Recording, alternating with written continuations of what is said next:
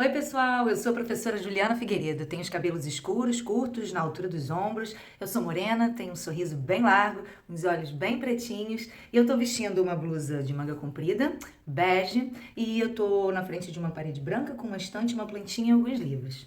Pessoal, na aula Cadeia Alimentar com o professor Zé Ricardo, vocês aprenderam um pouco mais sobre esse assunto e sobre as posições que cada grupo de seres vivos ocupa numa cadeia alimentar simples. Mas o que é uma cadeia alimentar? Por que se chama cadeia alimentar esse lance de cada ser vivo se alimentar e ao mesmo tempo servir de alimento para outros seres?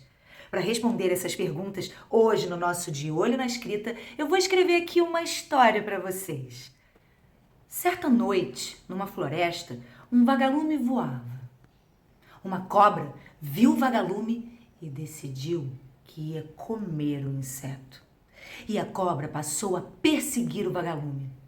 O vagalume voava, sim, e a cobra ia atrás. E o vagalume, sim, e a cobra. Até que, quando já estava quase amanhecendo, o vagalume viu que não ia ter jeito, que ele seria devorado. Então ele parou, olhou para a cobra e disse: "Ô, dona cobra, eu sei que a senhora vai me devorar, mas antes disso, eu posso fazer só 3 perguntinhas à senhora?" A cobra respondeu: "Eu não costumo abrir precedentes às minhas refeições, mas vai lá. Como eu vou devorar você mesmo, pode falar." E o vagalume perguntou: "Ô, dona cobra, eu fiz alguma coisa de mal para a senhora?" "Não", disse a cobra.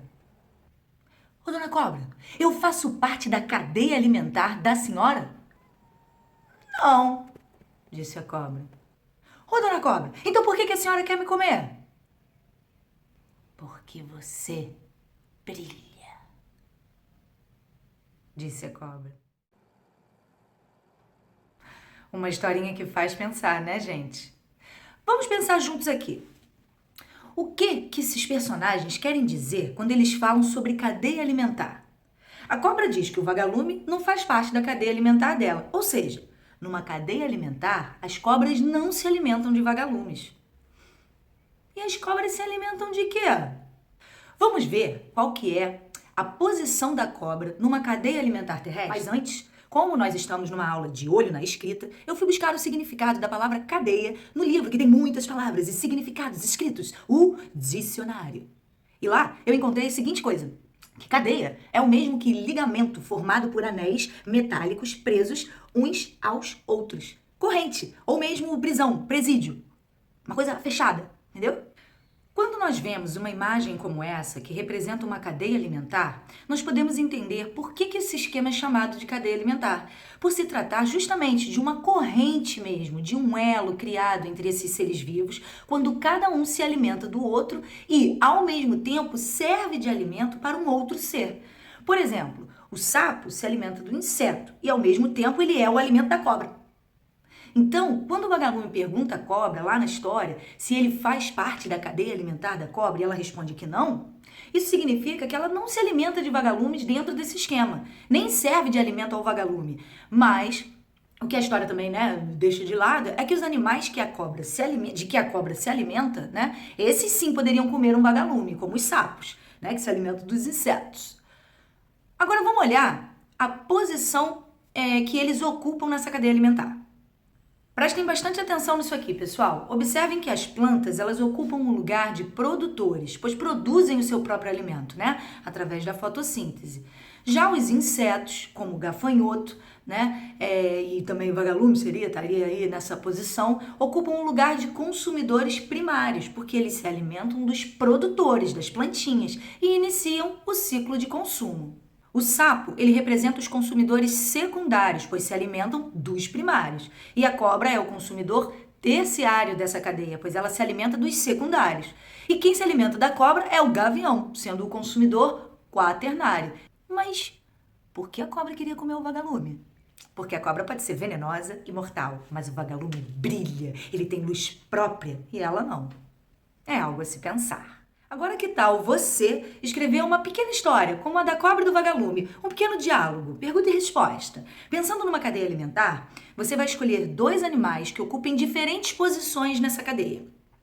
E aí você vai criar um diálogo, uma conversa entre esses dois animais, como se eles pudessem falar, que nem na história, né? Usando bastante a sua imaginação sobre qual deles serve de alimento para qual animal, que nem na história. Eu vou te dar agora alguns exemplos de cadeias alimentares diferentes. Dá só uma olhada.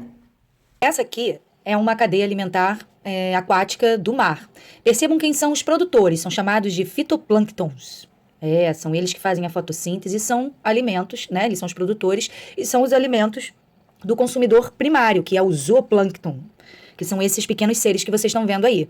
E o consumidor secundário são pequenos peixes, que se alimentam do zooplâncton e servem de alimento para o consumidor terciário, que é um peixe já maior. E quem está no topo dessa cadeia alimentar é o consumidor quaternário, o tubarão. Agora, essa já é uma cadeia alimentar aquática, mas de rio. Percebam que as plantas de fundo é que são os produtores, os consumidores primários são esses caramujos, né, que são esses pequenos seres que vivem nesse rio, que servem de alimento para o lambari, que são peixinhos também pequenininhos. O peixe maior já é o consumidor terciário, que se alimenta dos lambaris. E o último nessa cadeia alimentar é a garça, que se alimenta desses peixes maiores. E essa também é uma cadeia alimentar terrestre. Ela está um pouco diferente daquela primeira que nós vimos, porque essa daqui já representa uma teia, porque aqui tem várias cadeias alimentares acontecendo ao mesmo tempo. As plantas são os produtores, mas aí, olhando aqui pela direita, você vai ter a cabra como consumidor primário, que também serve de alimento para o chacal, que vai ser o consumidor secundário, e o leão, que se alimenta do chacal, está no topo dessa cadeia alimentar. Mas percebam que o leão também se alimenta da cabra. Olha só. Tá vendo? É só ir seguindo as setinhas. Vou pegar essa daqui do meio, que o coelho se alimenta das plantas, a raposa se alimenta do coelho e o leão também se alimenta da raposa. Aí tem uma outra lá embaixo, o rato como consumidor primário, a cobra como consumidor secundário e o gavião como terciário. Observem bem esses animais e as posições que eles ocupam nessas cadeias alimentares que eu estou trazendo aqui como exemplo. Porque aí você vai poder escolher os seus animais, que serão os personagens da sua pequena história. E essa foi a nossa aula de hoje, pessoal. Espero que vocês tenham gostado. Caprichem na sua história e até a próxima!